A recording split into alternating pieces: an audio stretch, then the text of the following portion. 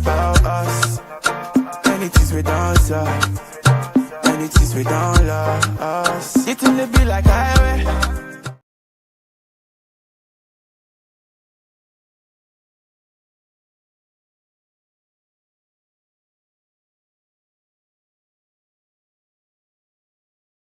That Iran somehow got its hands on a tomahawk and bombed its own elementary school on the first day of the war. But you're the only person in your government saying this. Even your defense secretary wouldn't say that when he was asked, standing over your shoulder on your plane on Saturday. Why are you the only person saying this? Because I just don't know enough about it. I think it's something that I was told is under investigation. But tomahawks are used by others, as you know. Numerous other nations have tomahawks. They buy them from us. But I will certainly, whatever the report shows, I'm willing to live with that report.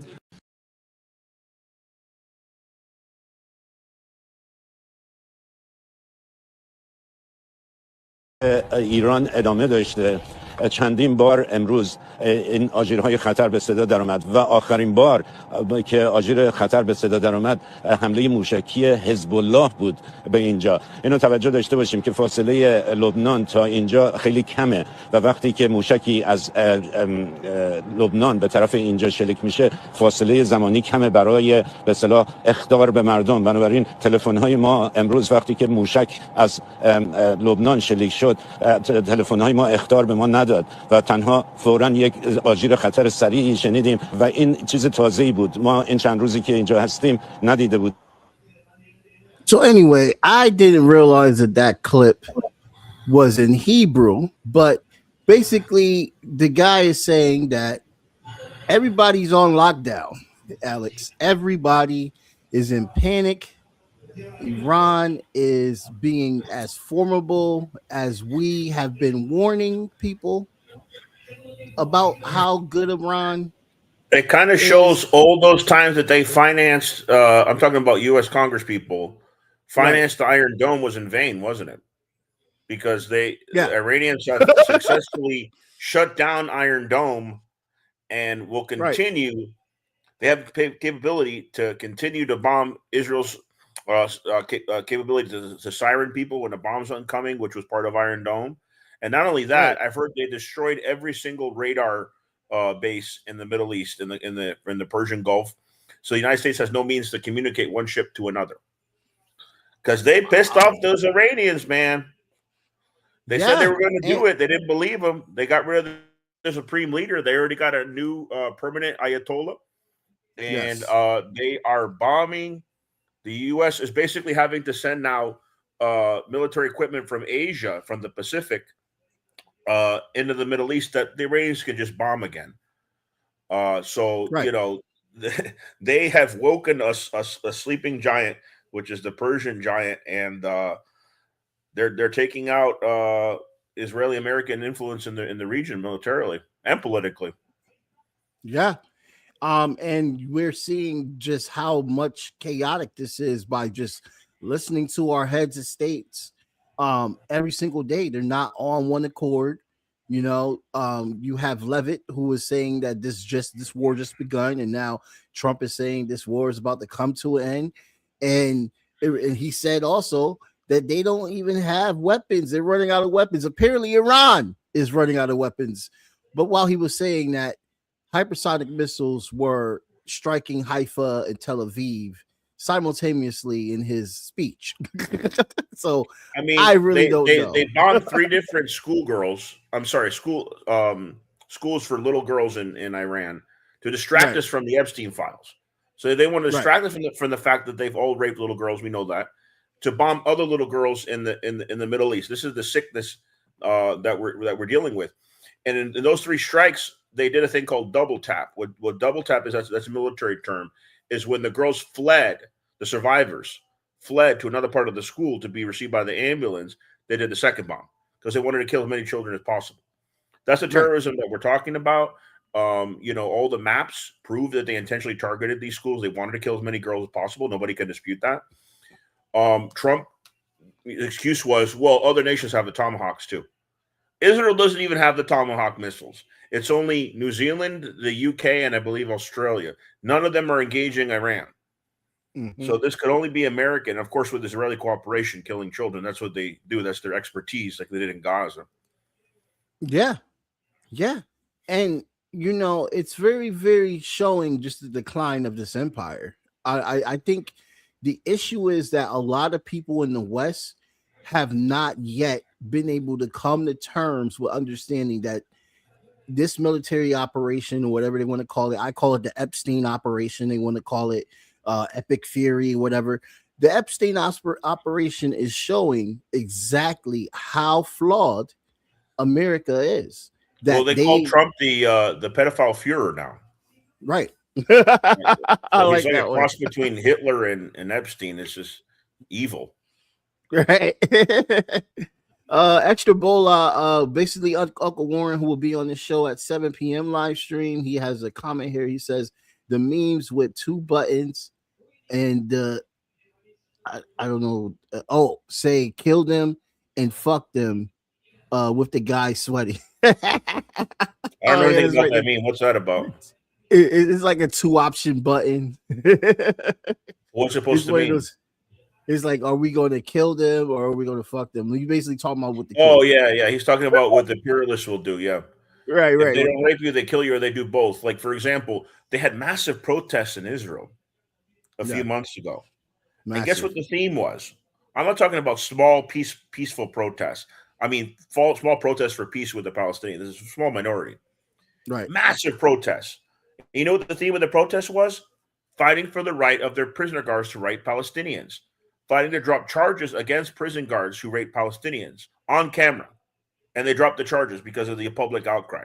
That's what the Israelis are concerned about, their right to openly violate or rape Palestinian prisoners when there's no evidence that on October 7th or any other day the Palestinians are raping Israelis. If anything, that's projection. Right.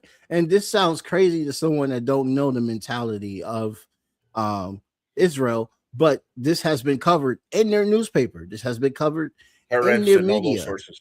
Yep. You know what I mean? So we can't just sit here and pretend that it's not real.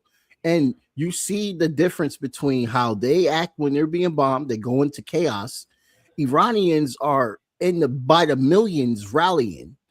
They're showing that they're unafraid while their country is being carpet bombed. Like, this is absolutely insane. Yeah, there was a finance minister's son who was one of the soldiers that was killing civilians in Lebanon that was really recently killed in a retaliatory attack, which makes me think of when Netanyahu's nephew went into Gaza, was a sniper shooting babies like most of them did.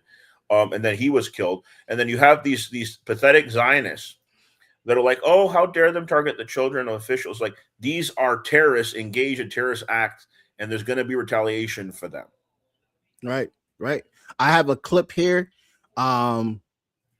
It's going to be in subtitles because they are speaking in the language of Farsi. So that's the Persian language. You'll be able to read it.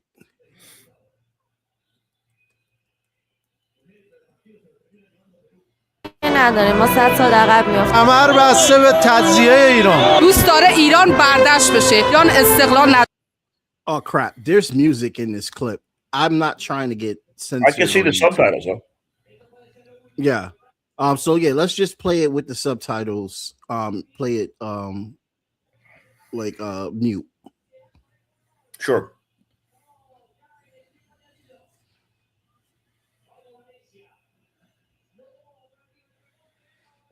So, this clip is important because you're hearing from actual voices in Iran.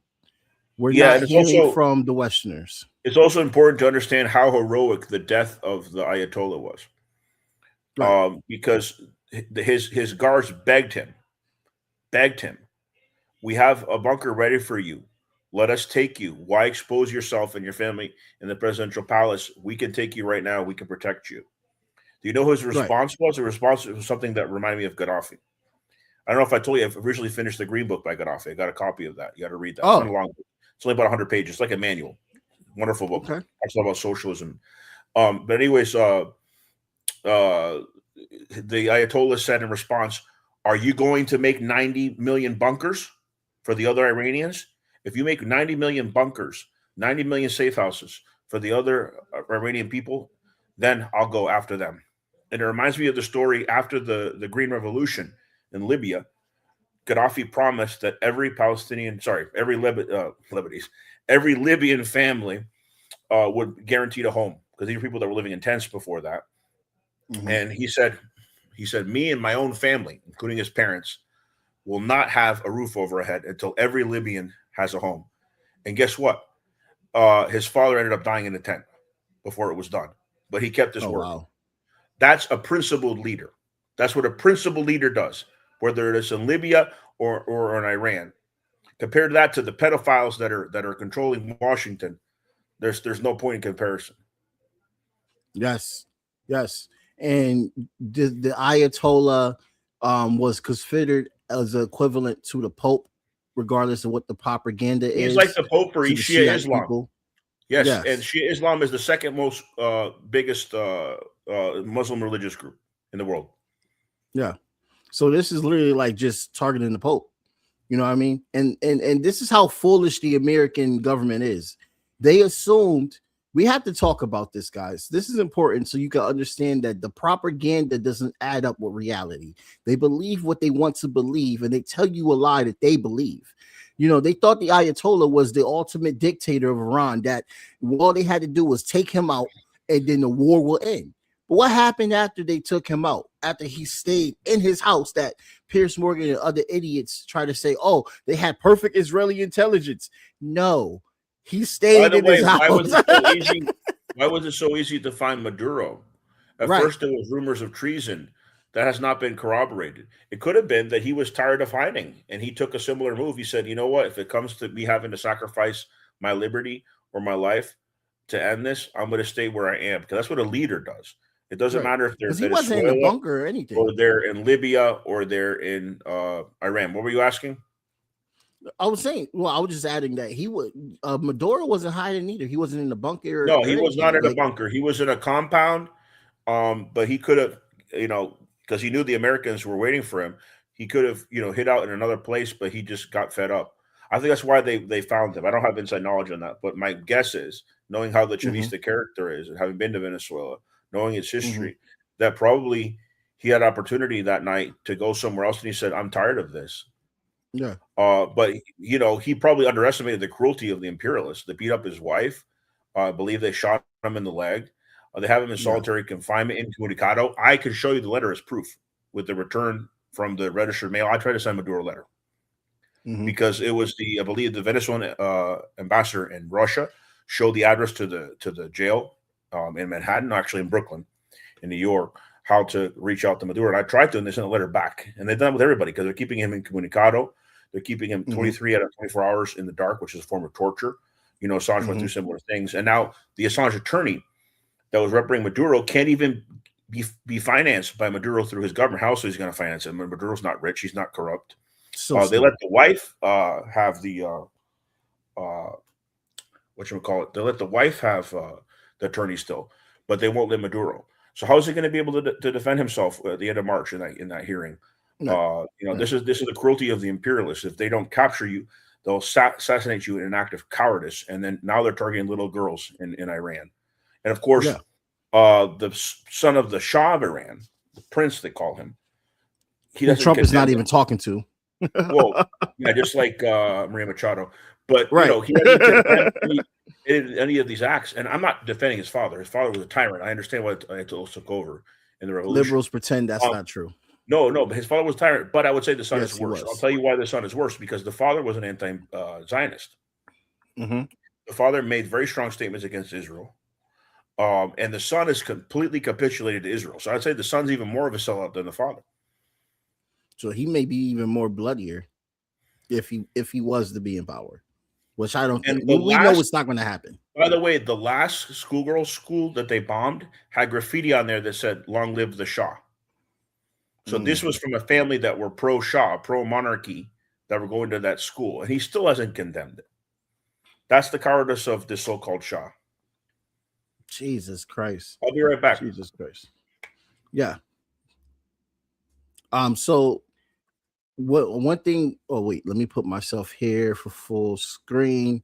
Let me add this graphic right here.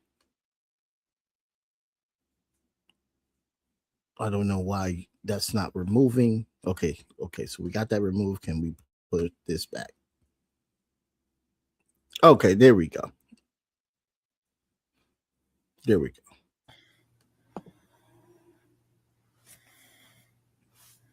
I'm back just in case. Wait. Got you. We'll bring you back up. Yeah. So with Venezuela and Iran, this is basically deboning the propaganda that people are being told. You know what I mean? They have a parliament. I never heard that term. Debunking, or maybe that is a term. I don't know.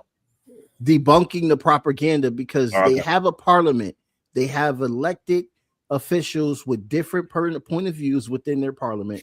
There are two countries in the Middle East, brother, besides Israel, that have elections. Besides Israel, and they're Lebanon and Iran, right? And Hezbollah, who are allies of Iran, they're Shia. They're elected members of parliament. People describe them as a militia because they have more arms than the regular Lebanese army. That are basically sellouts, but the Hezbollah are members of parliament as well, just like the IRA, are now members of Irish parliament. Right, and here's the oxymoron.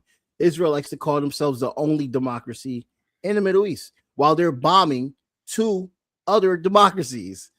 And yes, they're bombing Lebanon, and they might bomb Yemen next, and of course Iran. But I was going to tell you, the EU, I believe, still considers Hezbollah a legitimate organization. It's just the United States and Israel that calls Hezbollah a terrorist. Wow, all the Gulf killed the states head of have Hezbollah, monarchies. and they replaced him right after. So they're doing the same mistakes again and again. They think assassinating the Ayatollah Supreme Leader is going to do anything. They've already replaced the guy. They sent in a temporary guy, and now they voted in a permanent figure as well. Right. Yeah, and this is all while we're literally backing Gulf states that are monarchies, which are actual dictatorships. The propaganda, like, people have to see through the smoke.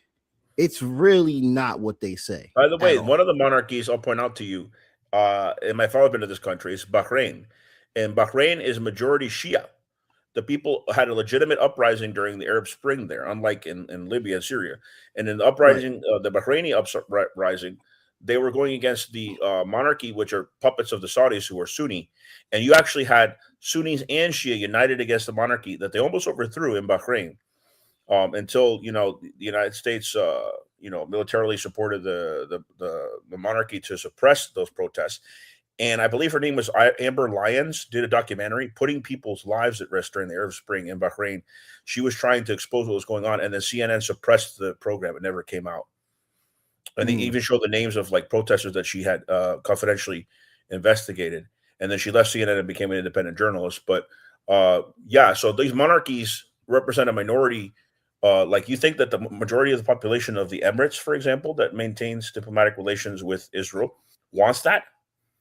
It's the elite. It's the monarchs that want to maintain business with Israel. The Arab people are all very empathetic with their Palestinian brothers and sisters. So these monarchies could easily be overthrown. The reason why they haven't in the past few years is because they're backed militarily by the United States, and now they have a political alliance with Israel. The only reason why the Saudis didn't enter it, the Saudis were just about to, was because of what happened in Gaza. Right, but behind the scenes, the Saudis are in communication with Israel. We know that. Yes, Epstein was facilitating that. Epstein was working with Israel and the Saudis. Why do you think that he had, on his passport, plenty of stamped trips to Saudi Arabia, not just Israel, at the behest of Mossad? Epstein was part of all of that. Which is so fucking crazy because, here we are. History has been made yesterday. I'm going to show this graphic one more time. Switzerland's usually neutral. Yeah. Yeah. Switzerland declares that Trump's attack on Iran is a violation of international law. It's the first time that Switzerland has taken a side on the conflict since 1815. 1815. Even during World War II, they were neutral. Even during World War II. And this is a larger conflict than the Ukrainian-Russian conflict. Iran is a major country. There's major implications, not just oil prices. It's taking out militarily and politically the influence of the United States and Israel in the region.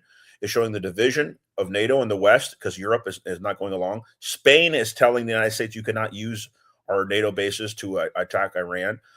So it's anything. It's backfiring, or the military term would be blowback. It's a total blowback for the imperialists right now.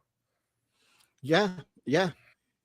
And You know, real quick, I want to go back to Venezuela. We are, let's see, what is today's date? It is March 11th. Mm-hmm. I believe his court date was pushed back, Maduro, right? Yeah, it's now March 26th. Yeah, it was, but now it's March 26th because they still have no evidence. They had to drop one of the charges, and now they're trying to make it where he can't even pay his own attorney. That's how desperate they are to weaken his case because they know they have no case, just like they had no case against Ambassador unconstitutional. Of course, it's unconstitutional. They wanted to apply the Constitution to Assange, who wasn't even an American citizen. So they're bringing somebody, the United States, like Maduro, trying to say the Constitution applies to him, and then they're not going to let him pay for his own attorneys. Do you think he'll be freed? Any chance, or they're just free going his wife's first because she'll have legal representation because she's still allowed to finance her attorney. I don't know if they're going to give the public defender to Maduro or what, but they'll probably free the wife first, and then there'll be some type of deal. I don't know. But, you know, Trump is not good at making deals. I mean, you remember, he said, before I'm inaugurated, there'll be a deal between the Ukrainians and Russians. That still hasn't happened a couple of years later. Right. So where's all this deal? I mean, even his book, Art of the Deal, was written by somebody else. The guy's total fraud. He's not a negotiator. He just likes to escalate things. Yeah, just like when he killed Soleimani. Yes, Soleimani. So he could kill all the leaders he wants. And it's like he kills them because they do good things, right? Soleimani defeated ISIS, or was a major factor to defeat ISIS, and then was hosting a peace conference between the Saudis and the Iranians, which the Chinese brokered later. And that's why they killed him. And then the supreme leader, you know, supported some resistance, but sorry about the call. I just disconnected. But yeah, like the supreme leader was supporting the resistance to the Israeli genocide, help end the genocide. And then, you know, and then he died in a very brave way. The way he died is not the same as like a suicide bomber. I was always opposed to suicide bombings, and a lot of the Muslim world was. So it wasn't like he was going out of his way to die. But he said, if they're going to attack me at my home, let them attack me. And I think that was a dignified way to go out. And if anything, that emboldened the Iranian Revolution even more so. Yes. And, you know, there's a connection, you know, Alex Saab, he's Arab. He's Lebanese descent. Yeah, he's half Palestinian, half Lebanese. Oh, half Palestinian as well too. Okay, yeah, I just thought he was Lebanese as well too. You know, yeah, like the last name Saab and Saba is pretty common in the Middle East. Yeah, right. And then, don't you think it's funny how they try to connect the Maduro government to Hezbollah, as in saying that Hezbollah is operating in Venezuela? Like these people say anything and they believe their lies, dude. They believe that this shit is going on. Yeah, and Trump's not on the Epstein list, right? Even though he's there at least 38,000 times from the part of the list that we know of, right? Because it hasn't all been revealed. And of course, a lot of it was redacted. Right. A lot of it. And 95% of Epstein searches has been down. So this is clearly giving them the distraction that they want, which is why we have to continue to keep talking about fucking Epstein. Because, you know, this is a very big deal. You know, not even just the victims, but just how much of an influence he was on geopolitics. You know, Syria is mentioned in there. Libya is mentioned. Libya is mentioned to the point that he was trying to broker deals in the email right after Gaddafi was sodomized and murdered. Like he was right on it. He tried to bring his girls to Cuba, and Fidel said, "Get the hell out," because revolutionaries don't put up with that shit. Nah, hell no. I was going to say something about Epstein and forgot. Oh yeah, you know how they tell you billionaires can get anything they want? These emails prove it. I've seen the emails myself. It's very easy to access the Epstein emails. Like they had a code word for human flesh. Oh yeah, it was called jerky. They're obviously talking about human flesh, baby flesh, right? Because they didn't just rape them; they killed them and they ate them. That's indisputable. But every time they brought him the baby flesh, they you know, they say, oh, he needs it for his condition or whatever. We're gonna have to bring him the jerky. We're gonna have to refrigerate it, and you don't refrigerate jerky because they're talking about baby flesh.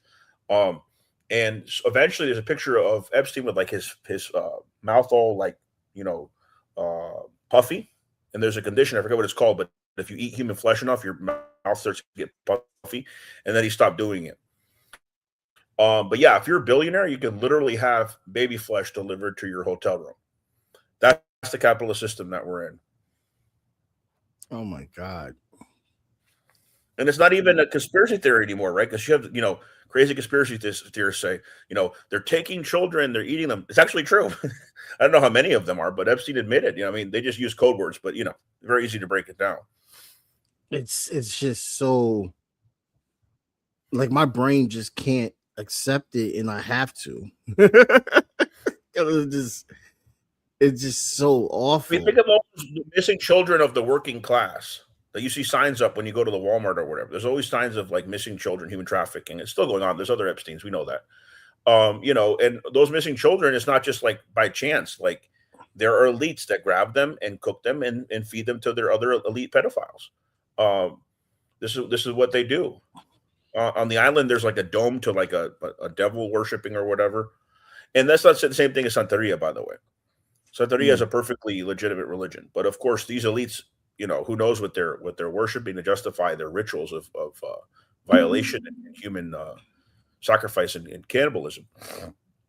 But here we have the imperialists try to portray Native Americans to justify their genocide as being cannibalistic, when cannibalism is going on right now with elites like Epstein. That's all been exposed as well.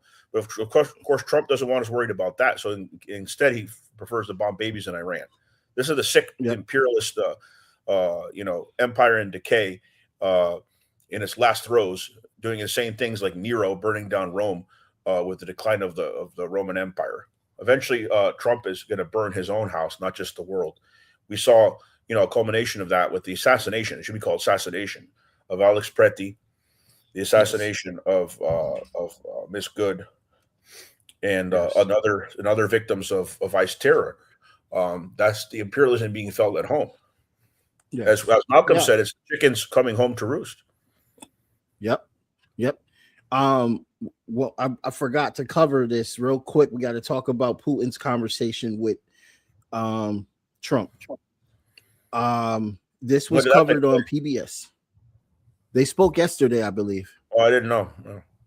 Yep. And I'm just going to read a quote from Putin, which is important. Putin said, now what I'm reading from is the pbs.org, guys.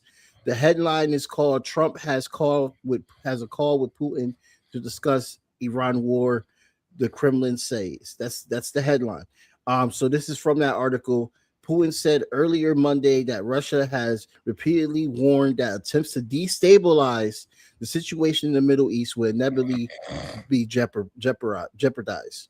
The global energy market, raising prices and limiting supplies. The Russian leader emphasized that Moscow is a reliable energy supplier and will continue to supply oil and gas to countries that themselves are reliable partners, like those in the Asian Pacific region or the Slovakia and Hungary and East European. Moreover, Russia is increasing supplies to its reliable partner, Putin said. So Putin knows how important this is. I lost a lot of respect, by the way, for the Hungarian government. They've taken a principled position on Ukraine. They've been friendly with Russia. I like that. But I lost respect for their leadership in the moment that their president showed up at the Board of Peace. Which was that flawed, right? Like, just a bunch of guys trying to make money off the Gaza genocide. Like, right. He showed up for that. I'm glad Putin didn't join. I think Trump offered Putin. He's like, niet. But the Hungary joined that was a big disappointment. Yeah. Yeah, I mean, we live in a society where almost everything needs oil and gas, clothes, everything. Like. Well, you know what Cuba's doing? They're working with the Chinese now to get solar powers to fight the sanctions, the embargo they're imposing on them. Yes, and they have 20% of solar panels. 20% of the country is solar power. Excuse me, I had to correct myself.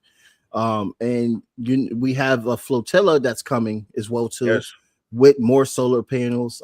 Somebody that I work if Chris Smalls is going to be there. I know he was on a prior flotilla. I know Greta Thunberg is. Does Chris Smalls going to be there? Yes. Oh, yes, great. He'll be there. And Chris Smalls is doing incredible work. I've been involved with back when I could travel, back when I had a passport. With a flotilla action I was going to take part in to go to Cuba a few years ago, and it got canceled because the Cuban government said they were worried about infiltration, like gusanos, counter-revolutionaries, entering the boats and attacking Cuba. Exactly what happened recently. They caught them with a bunch of guns trying to go down there right before this flotilla. They had machine guns, right? Yeah, advanced weaponry. Jesus. And they were working with Marco Rubio on that. And Marco Rubio is also trying to oversee Venezuela. These are just evil people, cutting their fuel, cutting their electricity, trying to make civilians suffer. And members of the Cuban exile community have even come out against it. That's how bad it is. Gloria Estefan came out and said, this has nothing to do with regime change. You're making my people suffer. Pitbull came out and said, this is enough. This is hurting the people of Cuba too much. So even people that are part of the Cuban exile community, celebrities who have benefited from being exiles or ancestors of exiles, have come out and said, no, this is not about changing the Cuban government. This is way more than usual. This is just hurting the people. I would like them to come out and say, lift the embargo altogether. They're just talking about the excesses of the embargo now, but better than nothing, Maybe we can sway them, Maybe there's a way they can be swayed. Before I forget, brother. Go ahead. I saw a video recently, I don't know if you saw it, of American Alzheimer's patients in Cuba receiving a new medicine. And not only did they speak with the patients, they spoke with their families that went down there recently during this increased embargo. And they were still able to go down because they were cooperating with an American doctor out of Colorado who had been going to Cuba since 2017. I'm in contact with these people. And anyways, in one of the interviews, they were saying, for example, that the father could do internet searches again. He was incapable of doing internet searches because he was a moderate Alzheimer's case. And they have a new medicine. I don't remember what it's called, but it's intranasally given to the brain to decrease inflammation, to make a lot of the symptoms of Alzheimer's go away. It's beautiful, but there's only a small group of Americans that are able to go down. And of course, the Cuban people themselves that can benefit from it. But isn't that sad that you have incredible advances in medicine to treat Alzheimer's, which millions of Americans have, that we don't have access? And not only that, during the special period, when they lost to Soviet support in the 90s, they invented the lung cancer vaccine. That's why, despite Cuba smoking cigars, they don't have lung cancer down there. We don't have access to that. And also, during COVID, when they couldn't import syringes, when they couldn't get vaccines, they invented their own COVID vaccine. And why is that? Because of socialism. That's because of socialism, not the economic hardship imposed by the imperialists through the embargo. Socialism has saved the Cuban people and brought innovation in their healthcare system. Why they sent doctors throughout the world. And these doctors are now being expelled by Honduras and Ecuador. These are crimes that hurt the Ecuadorian and Honduran people. They're doing it at the behest of the imperialists to please scums of the earth like Trump. That's what's going on now. This is a selling out of a nation, betraying the Cuban people that helped free the world, that helped free South Africa. Though Nelson Mandela recognized when he was freed from prison. Because the Cubans were in Angola fighting the client regime of South Africa, fighting the South African troops that were supporting apartheid at the time. And they were essential in the freedom of South Africa and in the international struggle. This goes back to 1965 with Che in the Congo. 65, yep. Yeah, so from the 1960s on, there was Cuban internationalists in Africa, in those countries, helping to free them from the colonialists. Right. And now is the time for people to get back to Cuba. And 110%, if I could travel, I'd go. If I didn't have obligations here in Florida, I'd go. 110% support the actions of the flotilla. If you want to put a snippet, put this in there. Put this clip out there that I 110% support the flotilla to Cuba. Whether or not they're stopped by the Americans or not, it'll show the absurdity of the embargo, just as the absurdity of the blockade on the Palestinian people of Gaza. Yes. And when I spoke to Dan Kovalik, he said the similar thing that you said, that Cuba has given so much to those world that the fact not just that doctors, but men and women who died in uniform to free those countries as their international duty, and they didn't receive a single peso for doing it. They did it because it was their obligation as internationalists. But Mandela went to go visit Fidel as soon as he got out of prison. The first country. Yep. And the second country, Iran. I didn't know that. Iran. Interesting. He went to thank Iran for their support. He even called the Ayatollah at the time his leader. You know what I mean? He also thanked Gaddafi and Arafat for their efforts as well. Yep. So people, the propaganda has to be debunked. It does not at all hold weight when people like us are well read. It does not. And Alex is way more well read than me. I mean, fuck, he went to Spain for university. Well, I only took language courses in Spain, but I lived in Spain for 3 years. I lived in Peru for 2 years, so I'm fluent in Spanish. But yeah, having time abroad in my teenage years and my early 20s was very educational. You come back to your country, and it gives you a different perspective. You know, they should have something like a Peace Corps, not just for elites. They should have a Peace Corps for every, you know, high school graduate in the United States where they spend some time abroad. That'll really educate the kids to come back and try to make some revolutionary changes and see how things are different and better in some ways in other societies, you know. Right. You know, Europe is also imperialist, just like the United States, less so. Yes. They have some socialism, like in progressive Latin American countries, healthcare, Right. education free, and in some of the third world as well, like in Libya. So that should be known, you know, that should be known to the youth. It seems like, comrade, your camera, maybe Yeah, I turn see it it. off You and can turn it still back hear on. me, right? Yeah, I can hear you perfectly. All right, let me put the camera off and back on again. Yeah, let's see if that works. Nah, I don't think there's time That's for me to fine. put a photo. Hold on a sec. No, but just keep with the rest of audio. It's fine. I committed to an hour, so I can still be on for another like 20 minutes. Yeah, no problem. Yeah. You know, and you know, it's important to talk about Cuba, because Cuba is, as we just said, they are going through a huge starvation crisis. They cannot use their oil because they're getting cut off. They're losing oil. They're losing power. Venezuelan oil is being cut off from reaching Cuban shores as well. It's really a crime, and they pressured Mexico. It's really crime against humanity what they're doing. Oh, I'm glad that you mentioned Mexico, because we need to talk about that. Mm-hmm. We need to talk about Mexico, and I want to hear your expertise on Mexico if you have a chance to look into it. Yeah, like Claudia Sheinbaum's been shedding planes with oil to Cuba, and have received oil from other countries in Mexico to send to Cuba. She can't send ships anymore because of pressure from the United States, but she's found other ways to deal with the issue. So she's like airdropping planes? Yes, she is airdropping. Oh, wow. Okay. I mean, I never thought that you could airdrop oil because it's just such a large commodity. Well, I wouldn't call it dropping, but they're shipping it. They're shipping supplies through planes into Cuba, and there's only so much you can do on planes, but it's better than nothing. How long do you think China can make Cuba a solar power? For people that don't know, it's China that's taking on the project mostly. That's responsible for the 20% of solar power in Cuba, and they are looking to rise that to 100% as soon as possible. That'll take time because Cuba, despite being socialist, is an underdeveloped country. There's infrastructural issues. You have similar issues as well with the Venezuelan oil because it's crude oil. It's hard for them to, because of the sanctions, to get the tools that they need to refine the oil for their factories, for their refineries. So in countries like that, it's hard infrastructure-wise to reach 100% or to refine their oil so they can sell it at better prices. So those are obstacles that they face. Okay, yeah, because I really think that's a great solution to have. But it's just so sad because, Cuba is one of the largest islands in the Caribbean. It is the largest island in the Caribbean. And as an environmentalist, I love the idea.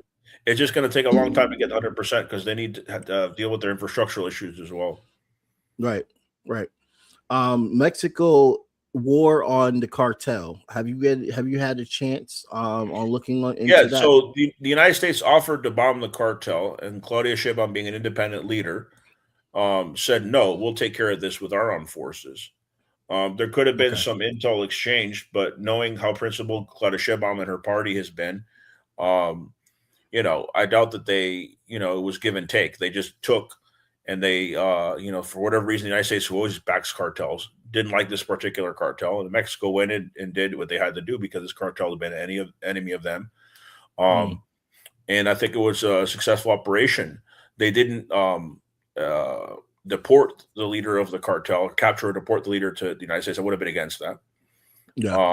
Even when they deported the Honduran narco leader that Trump returned to Honduras now, even when that was done, I was against it. I said, no, let him languish in a Honduran prison. Why deport the United States? Why give him the United States like that? But that's not what happened. The cartel leader was killed, and I think it was a Mexican operation. and I support it because the cartels, they're fascists, they're scumbags, and they're prying on people's addiction to get their millions. So I'm not against what happened at all. Yeah, and me too. And I really was so taken back when I saw the comment sections. Maybe I shouldn't linger in comment sections, but there were people that were criticizing Madam President Claudia Sheinbaum for doing this attack. And my thing is that they were pointing out in the beginning she didn't want to attack them because she said it was going to be too costly. But they found out they were going to respond. To do a precision attack without it being, too much blowback. And if the United States criticized her on that hypocrisy much, you're blowing up schools every day in Iran. Right. But it was just so odd to see this, because it's like these are the people that love to demonize Mexicans for being a part of the cartel. So here we have a leader that actually does something about it. And they're still criticizing her. And they're still criticizing her. That makes absolutely no sense to me. I was just so shocked when I saw people do that. I'm like, these fucking white people, man. Like, y'all really on some shit. By the way, most of the fentanyl, just like the meth back in the day, is made by domestic white people in the United States. You know that, right? If they don't steal it from the hospitals where it's legal to have fentanyl, then they make it themselves. So this talk of it came from China, it came from Mexico, it came from Venezuela, which is even more absurd because there's no fentanyl at all in Venezuela. Is bullshit. Most of fentanyl is made domestically by white people. But nobody wants to talk about that. Nobody wants to talk about the banks in Miami, in Brickell, which they call the Wall Street of Latin America, that were built by drug money. Maduro talked about that, and Maduro predicted self-capture in one of his last interviews. He said the Americans are going to come in with their big blonde hair, blue-eyed soldiers and make out to be the bad guy, the narco, how they betrayed me in Hollywood, and they're going to capture me in the name of drugs. And it's pretty much what happened. Pretty much what happened. And a lot of people, from the book. A lot of people believe it because of Hollywood. And I'll give you an example. I started watching this series with a pretty good actor, and he's not a conservative. He's a moderate, independent guy. Because I looked up his politics too. Billy Bob Thornton. But anyways, this theory was basically, it was called not theory. The series was called Goliath, and it's basically he's a small lawyer, David, right, versus Goliath, the corporal lawyer. So I started liking it. And all of a sudden, I saw this season about Latinos, right? Of course, all drug dealers. And like you had this one decent Latino guy, a father, but of course, two of his sons were drug dealers. And then you had a woman who was mayor or mayoral candidate who seemed progressive. She was a Latina. She turned out to be a drug dealer too. So it's like even the series I start liking is like, oh, here we go again with a stereotype. It's like a trademark. Get into Amazon Prime or Netflix unless you're portraying a lot of Latinos as drug dealers. It's like, it's so obvious. And that's why in the minds of Americans that are ignorant, that can't find Venezuela on a map, they're so willing to accept that leaders like Maduro is a narco.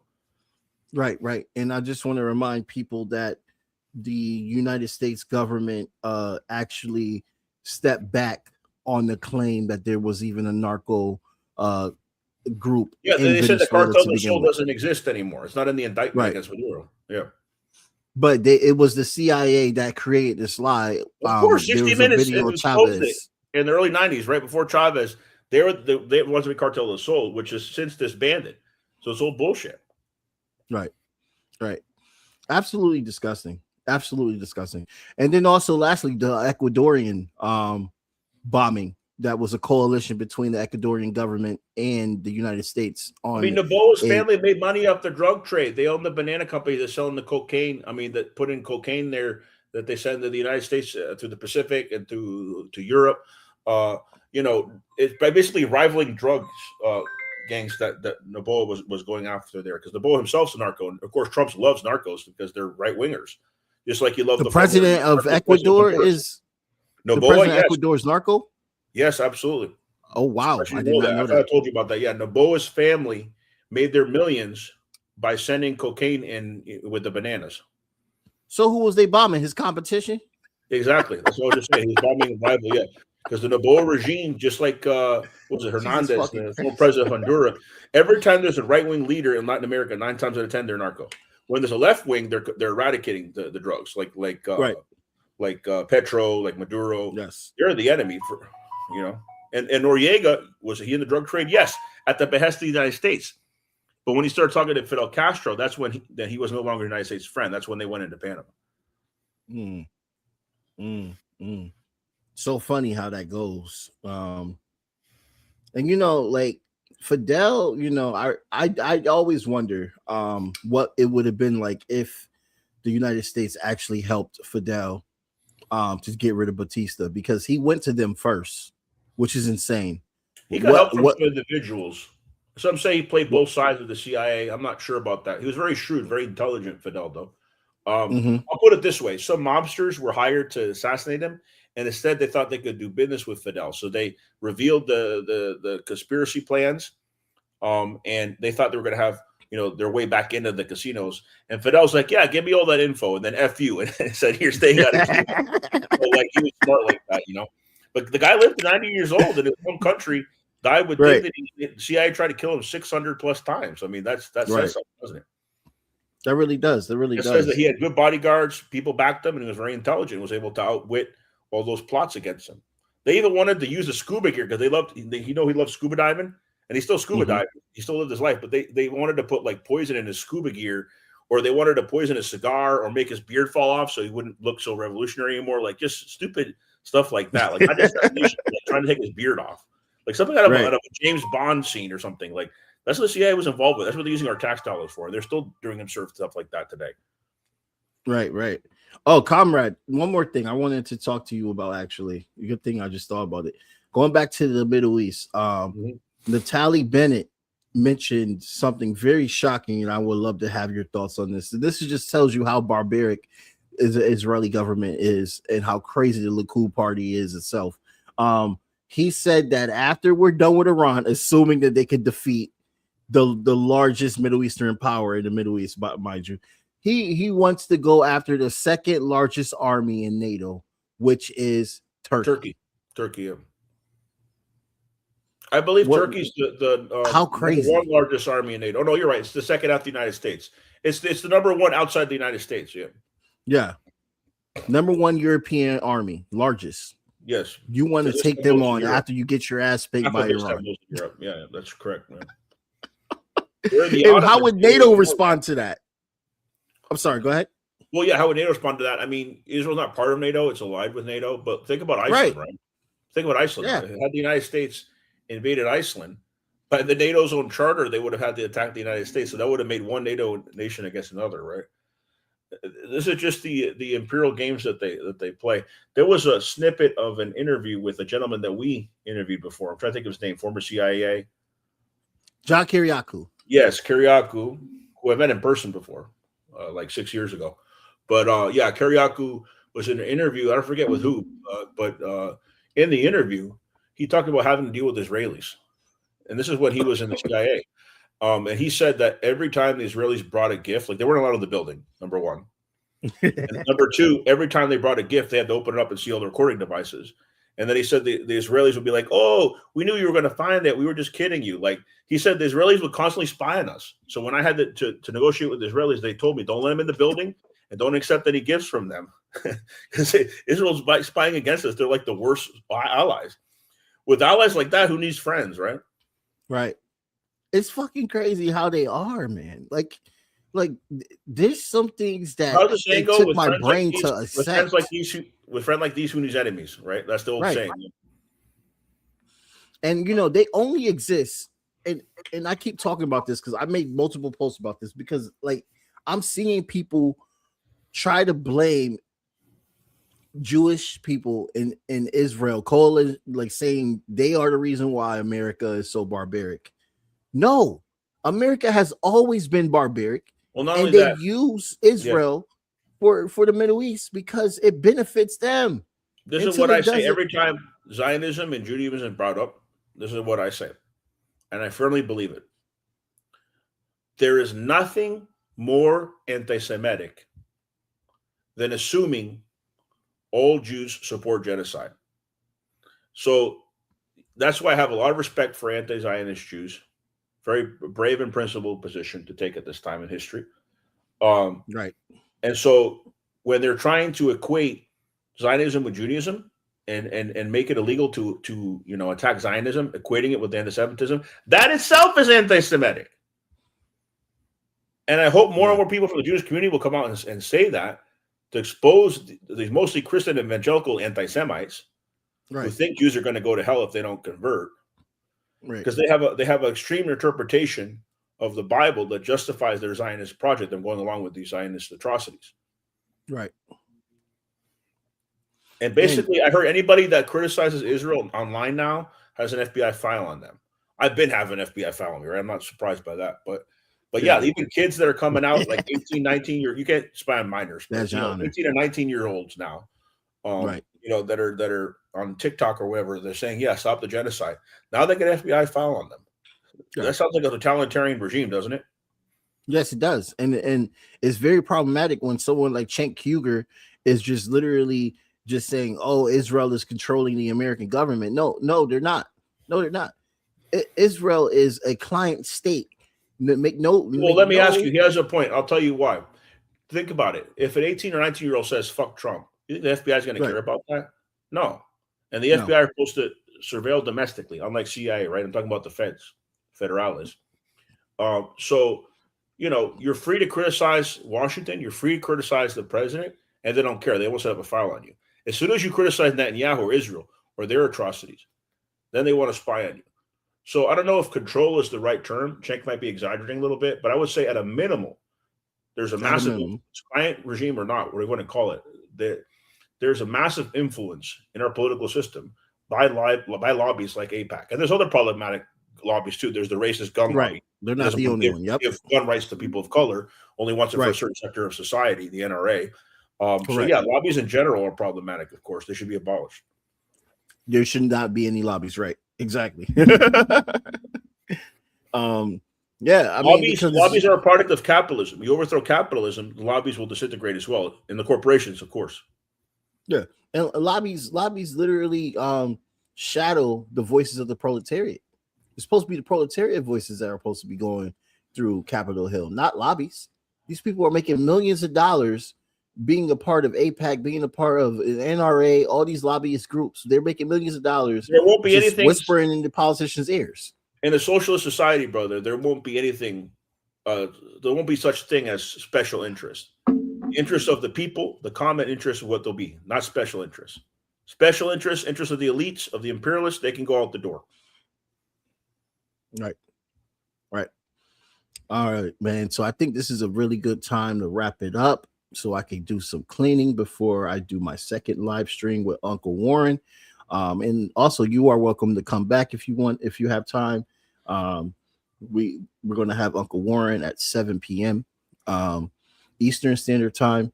And we're going to be talking about a lot of things similar to what we are talking about right now. And expand on more things. I was just checking if my camera was working. It goes back to that scene. I thought you were saluting. And my eyes are closed. It's like, can it be any worse? You might as well show a scene of me picking my nose. Could you imagine if I had to read a statement and it was stuck at me picking my nose and I'm reading the statement? I'm not looking at the camera. You're like, Alex, I have to interrupt you. Why? Why are you not doing my statement? It's like, oh, is that what it looks like? Let me turn the camera off. Oh, yeah, man. Yeah. Oh, hey, bro. It's been a few months, man. It's good to be on to yeah, man. It's good to see you. Madness of imperialism going on right now. Right. Everything's going on. Everything's going well. Yeah. Things are good as expected. Yeah, man. We'll talk more after off camera. All right, brother. Peace. Yes. And peace to everybody. We'll see you at 7 p.m. Blank period, yeah. On my black, brown, and indigenous. Gotta holler if you really feeling this. Gotta holler if you really real enough. Other rappers is delirious. Yeah, it's really that serious. Better holler if you really feeling me. I gotta keep it 100. Ayy, if you don't like it, then fuck it. Ayy, we gonna win.